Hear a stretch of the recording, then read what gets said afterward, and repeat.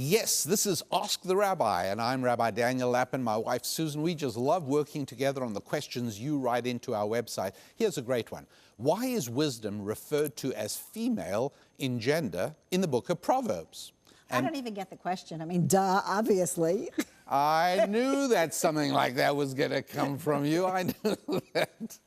Well, Yolanda, I'm afraid you set us up, and I think we'll let the female part of our team kick that off. Well, now, one of the things is that you're referring, it's the reason it's referred to as feminine is because every noun in Hebrew is either male or female. It's not so in English. We don't say, we don't refer to a table as his or a chair as her in English. But in Hebrew, as in many other languages, every noun does have a gender assigned to it.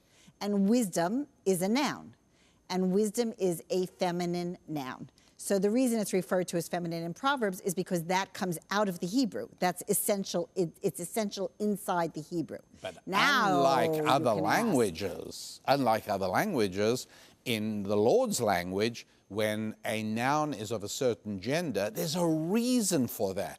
It actually relates to something very fundamental. And what is denoted by the feminine gender? In other words, what is the most important thing about female? The ability to give birth.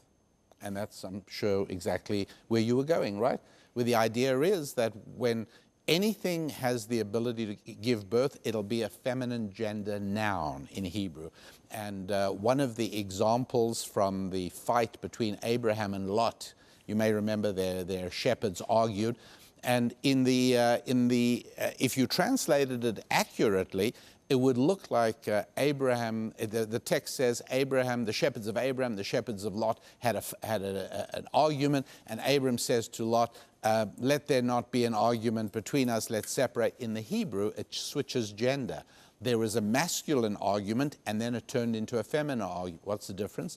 Well, what's a feud? A feud is an argument that just keeps on giving birth, generation after generation. You know, the Hatfields and the McCoys, everybody's fighting. Gender always means something. Wisdom is female because it gives birth to more wisdom. So my feminine, fraternal feelings notwithstanding, hatred is also a female word in Hebrew because hatred begets hatred. Wisdom begets wisdom. So many of these words, it's telling us something about wisdom, about hatred, about other words, which is that you not only get the benefit, it's a wonderful thing, make yourself wise, learn something, deepen your ability to understand something. You haven't only deepened your ability to understand that thing, you've deepened your ability to understand even new things. It's one of the things we tell our children when they say, why do I have to learn this? Sometimes the answer is because the skills you will use to learn this will be skills you will then be able to use to learn anything else.